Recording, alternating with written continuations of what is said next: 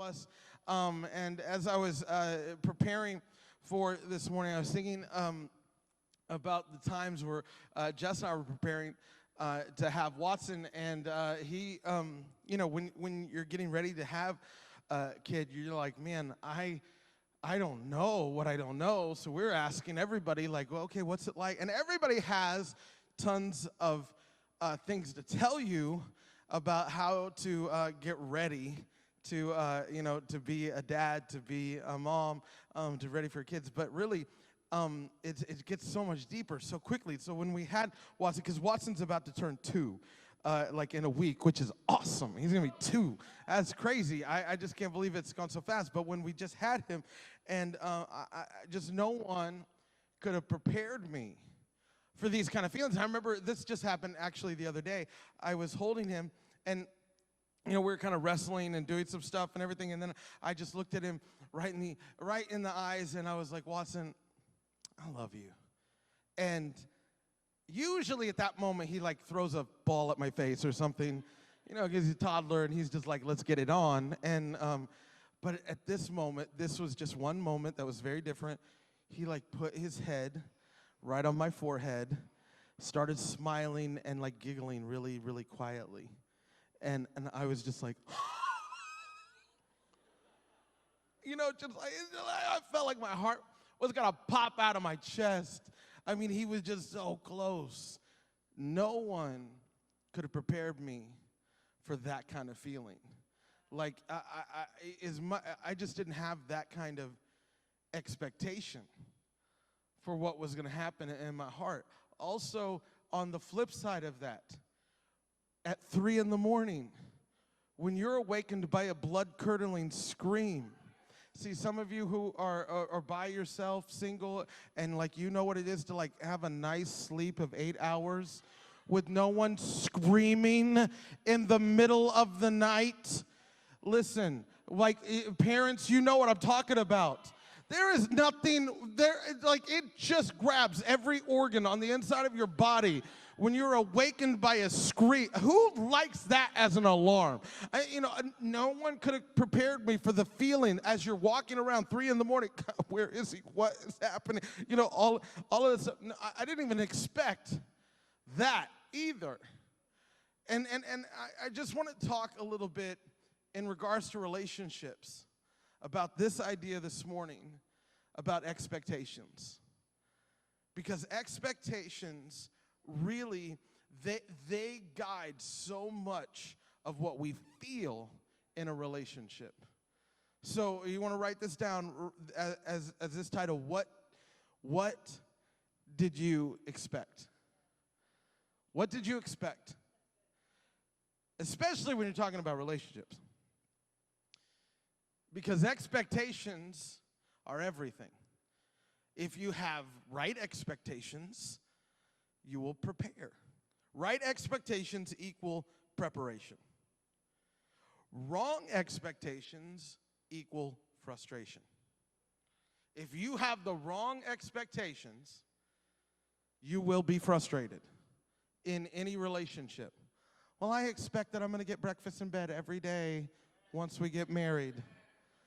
Wrong expectation. You will be frustrated for the rest of your life if you let that one. Now, we laugh at this, but how many false and wrong expectations do we take into a relationship? Or do we have in a relationship? Why do you think the disciples ran from Jesus when he was crucified? Their expectation was he was going to be this king and conqueror that was going to remove Roman rule and that was going to set up Israel as its own kingdom. And when he didn't become this military leader, they were frustrated because they thought and expected him to be something that he was not. See, they thought he was going to save Israel, but Jesus came to save us from our sin. And Jesus came to save the world, not one group of people. Jesus came to bring life and to bring something that was just not a kingdom of this world, but the kingdom of all time. He was bringing heaven to earth at that moment, but they didn't understand that. They expected something else. So even even if it could be something really, really good, if you expected something else, you'll still be frustrated. You will still walk around with frustration because you expected it to be something different. This is what happens in dating relationships. It's what happens in marriages. And it just doesn't happen when you're dating. You can be married 20 years and be frustrated because the person you married is still not meeting your expectations. And this is why people, they're married, but they're grumpy. And you're just like, why isn't this working out? It might be that they expected something that didn't happen. Let me talk about the king of expectation. This is the one that will really get you in a relationship. It will hurt you. Is when you start letting unrealistic expectations guide the relationships that you have.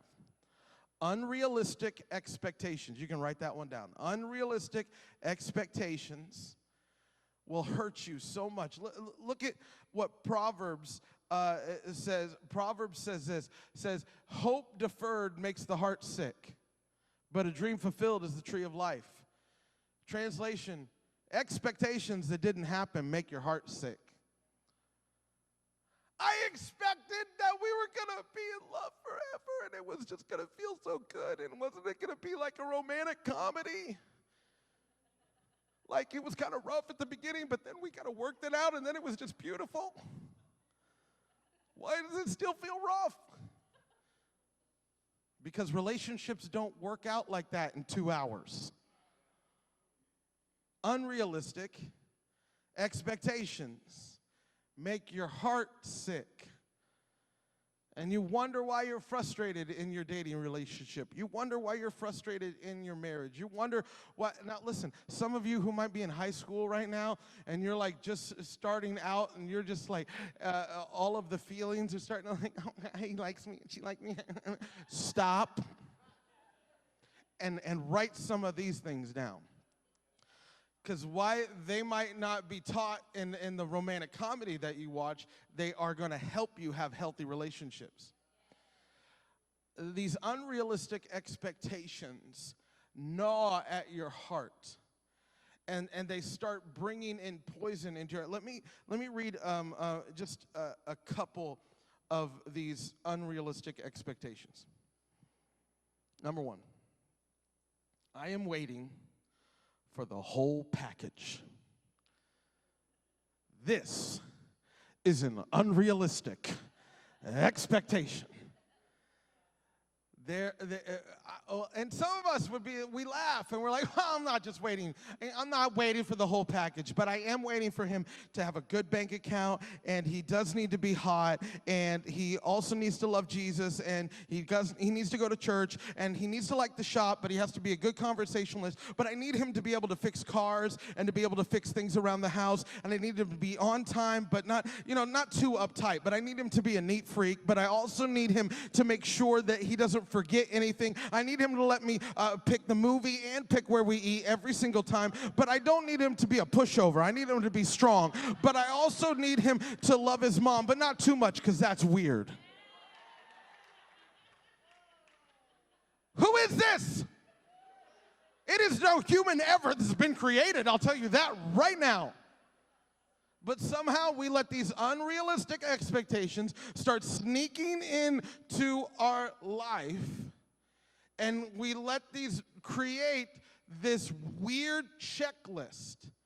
There is nothing wrong with having standards. That is good. But when you start making them all of this list that no human being could ever. In fact, when you hold somebody to a higher standard than you hold yourself,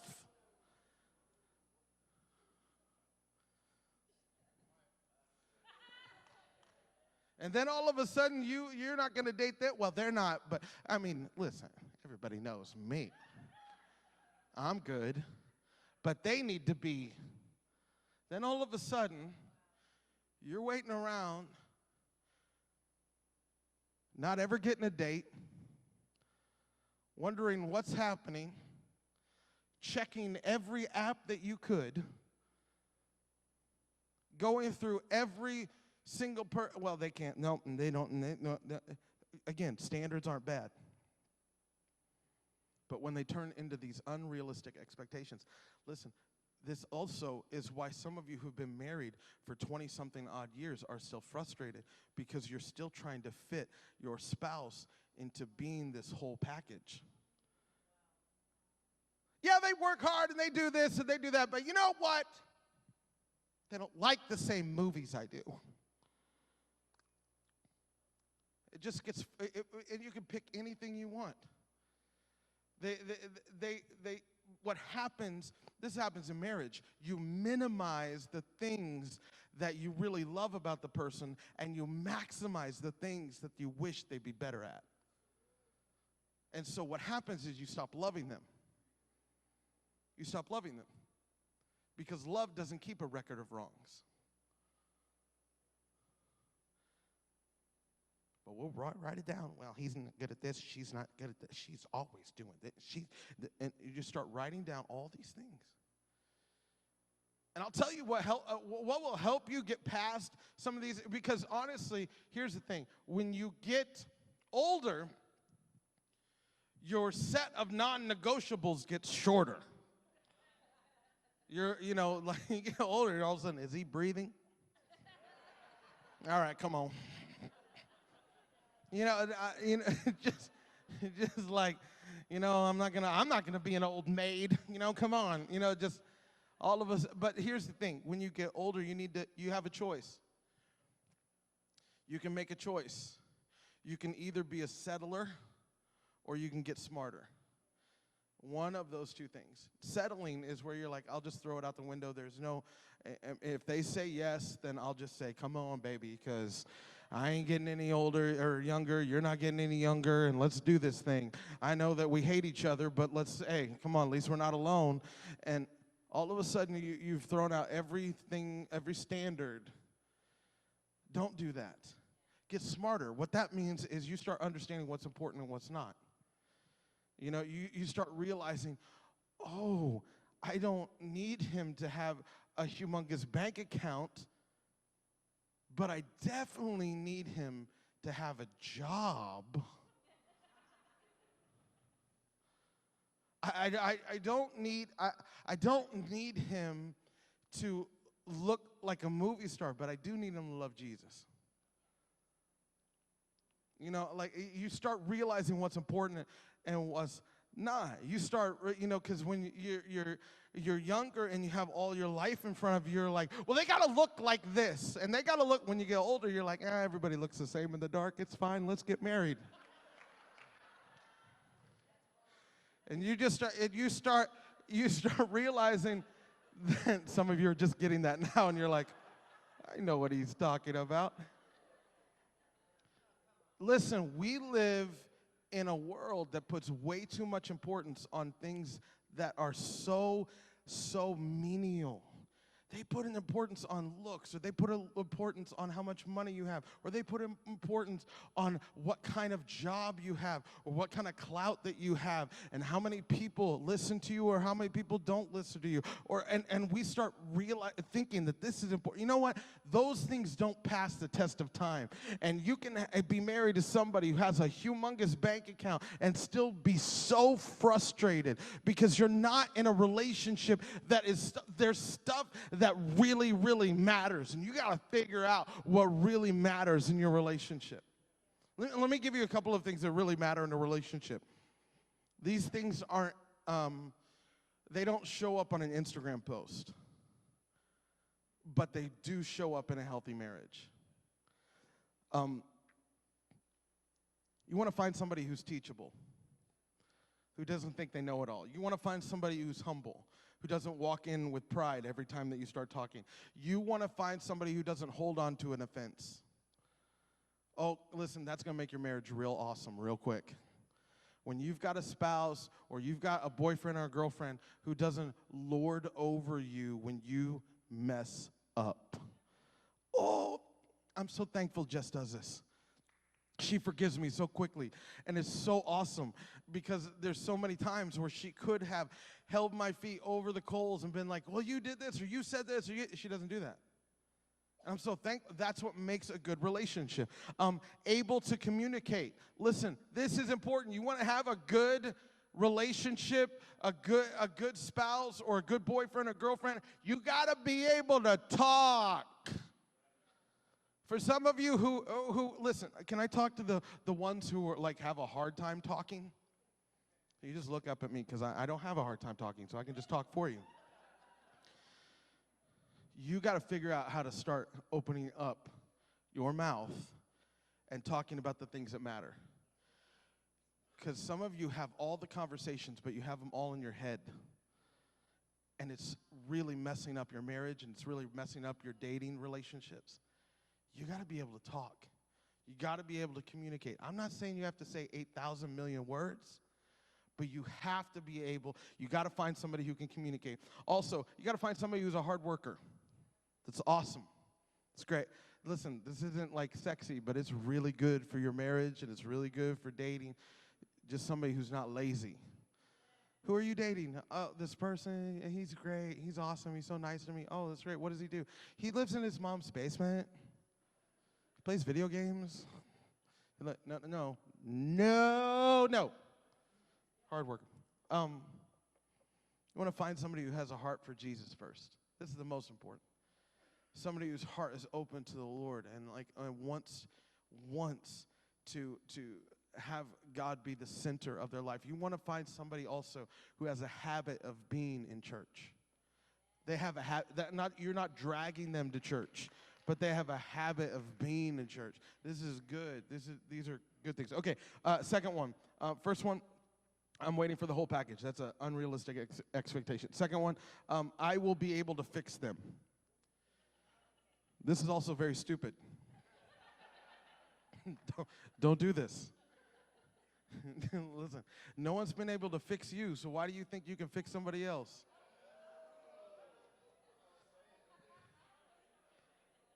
Right?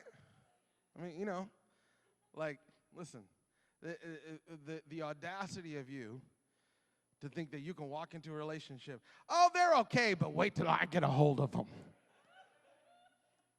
What gives you the right to start thinking that you can fix somebody? Also, let me tell you that you're going to start getting frustrated really fast if you have an expectation that somebody's going to get better because you're going to fix them. That's why some people in marriages are frustrated from the word I do, because they have been constantly thinking that they're going to fix this person. Fixer Upper is a great show on HGTV. It's a terrible dating strategy. That is terrible to go around and be like, oh, he's terrible. Look at all this stuff. But you know what? The bones are really good. So if I just get my hands on them, we're just going to spruce this up. We're going to tear that out. We're going to put that wall there. We're going to open it up, and it's just going to be wonderful. All the windows and the sunlight and all this stuff. And all of a sudden, you get into this marriage, and you're like, this is not what I saw. Because people aren't houses. And you can't just sit there and think that you're going to fix something up that quick. I love potential. That's great. But don't marry potential. In fact, don't even date potential. Date progress. Progress is way fun. Potential, that'll leave you frustrated a lot. And it's easy, sometimes you just think, well, because you start getting emotionally attached to someone, and you have this hope that they're going to turn it around. And sometimes, let me just tell you, and I realize I'm not saying to only marry or only date somebody who's perfect. That's not what I'm saying, because you will stay single for the rest of your life. But I am saying, don't lower your standards so much that you think that you're going to be the one that's going to fix this person. Because it never will. In fact, some of you might be saying, well, what if I were married a fixer-upper? Or maybe some of you are thinking, I am the fixer-upper. It's like, I'm just glad they said yes. Because, wow. I want to let you know that it's not any one of our jobs to fix somebody. It is not your job to fix somebody. And it's not your job to sit there and nag. And it's not your job to sit there and sulk and pout. It is your job to pray. Because only the Lord can fix a person. It is incredibly frustrating for me as a pastor. Imagine how frustrated I would be if I stood here, and I have to fight this tendency, but if I stood here and I had to feel like I had to fix every person's problem in this room. That would be terrible. Because I couldn't. And I'd be frustrated. And I wouldn't be able to do the thing that I'm supposed to do. But my job is not to fix, and my job is not to nag, and my job is not to sulk or do any of my job is to pray.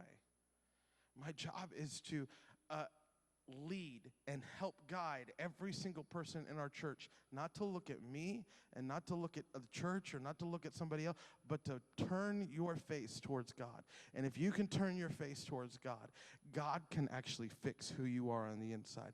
God can actually change you from the inside out. God is the one who put you together, so God's the one who can fix all the broken pieces that you have in your life. I'm not the one that can fix you, but God can fix you. I'm not the one that's supposed to put you back together, but God can put you back together. And you need to understand that. I need to understand that. That's going to bring so much less frustration in your relationships. When you start seeing, oh, I'm not the one that's responsible for change, God is. Hebrews chapter 12, verse 2. Said this, it says, fix your eyes on Jesus. You're not the fixer, but fix your eyes on Jesus. You're not the one that's supposed to fix people. Fix your eyes on Jesus. Every time you want to fix some relationship or fix somebody else, you fix your eyes on God. And you say, God, you're the one that changes. You're the one that brings hope. You're the one that brings new life. You're the one that makes us new again. You're the one that makes all those things that I can't control. You're the one that fixes those things, and I'm putting my faith and I'm putting my trust and I'm putting my hope in you and you alone, and not in my ability to change somebody else, because we can't do it. And it's been frustrating too many relationships because we think, well, wait till I get these old magic hands on them. You can't do it. You just fix them. You end up, a lot of times, you ultra fixers who I'm talking to you who just, you see a problem and you're just like, I'm here and I'm going to fix it all. I just want to let you know that at some point you're going to get into some situations that you can't fix, and you actually start making it worse because you're not doing what you're supposed to do. And that's fixing your eyes on Jesus. Saying, God, you're the one that changes this person. So, unrealistic expectations. I'm waiting for the whole package. I will be able to fix them. And this last one, I will be complete. This is probably one of the sneakiest unrealistic expectations, because it starts when you're young. And I was a junior high and high school youth pastor for about 20 years. So I got to see lots of junior high and high school relationships. And I say lots because they average like a week. And then they just, go on. And I'm telling you, it starts like young. They just feel like they're not. There's like this pressure that starts building that they're not like something until they have someone. Now, we're as older, we're like, oh, come on, you're in junior high, you're in high school, you don't have to worry about that. But then you're in college, everybody starts looking at you. When you're going to date? Just this little thing. Why didn't that relationship work out? Well, almost an inference of what's wrong with you. Get out of college, and then you're like, well, uh-oh.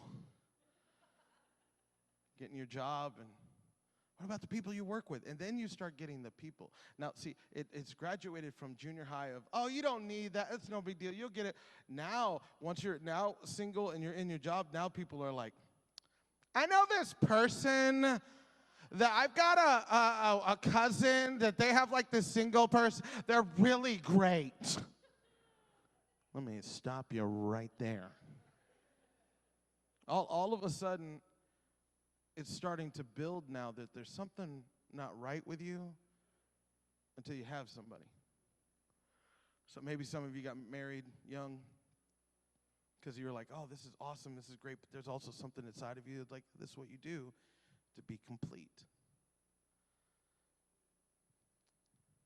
There's this movie quote from Jerry Maguire, a long time ago movie, where Tom Cruise comes into it's the end of the movie, so I'm ruining it for you. But seriously, it's like 20 years ago, so like, you know, be a human.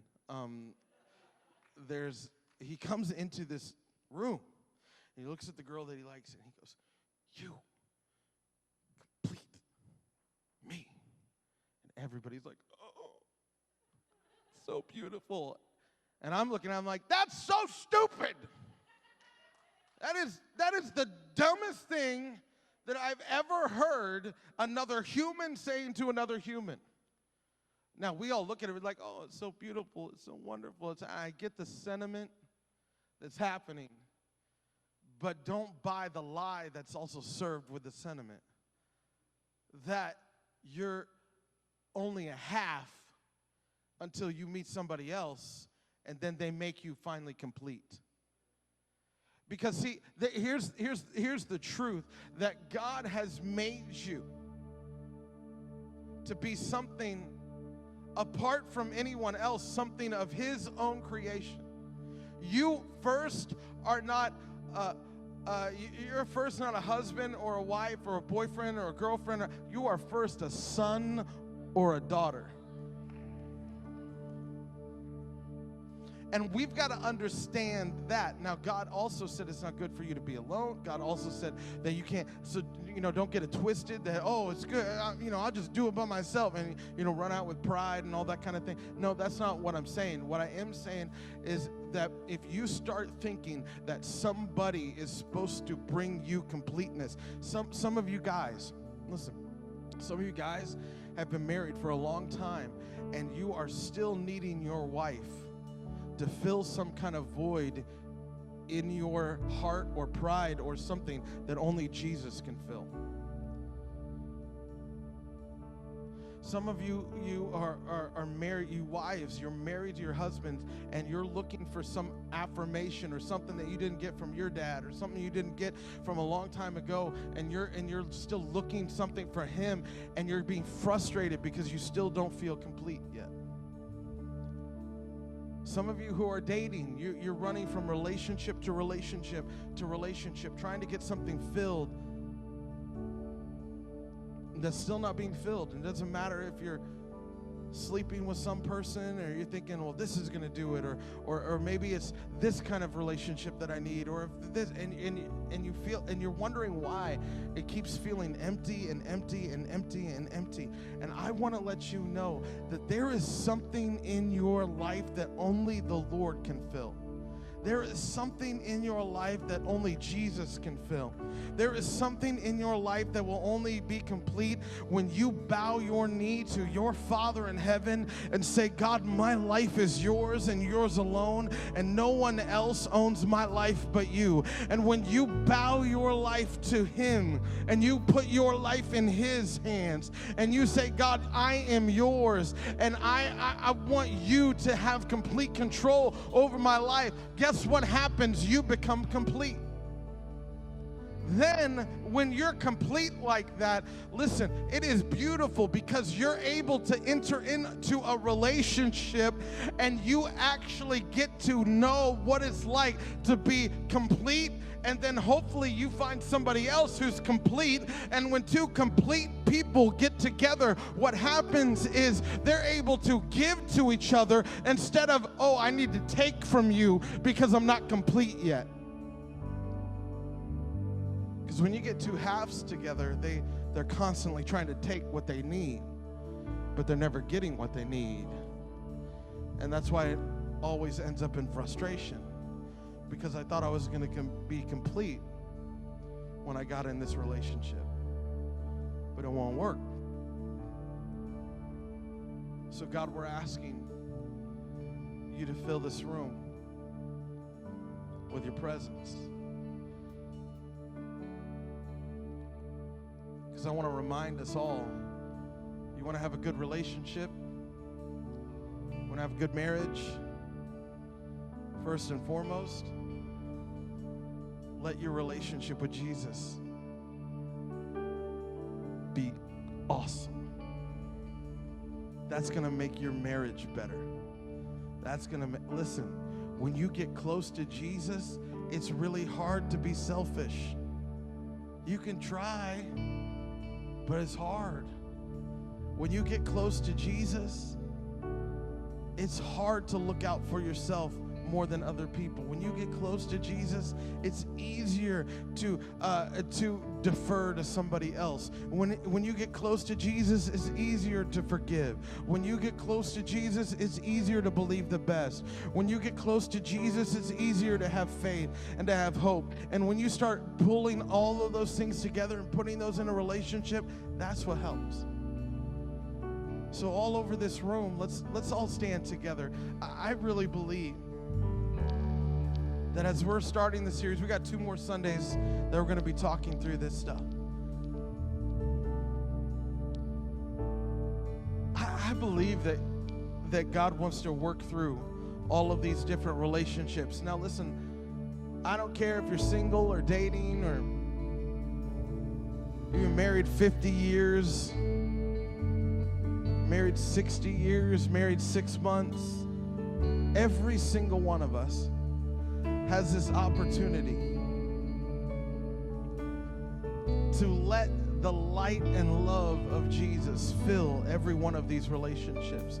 And our world needs to see it, because our world doesn't believe that you can have these great relationships, but I absolutely believe you can.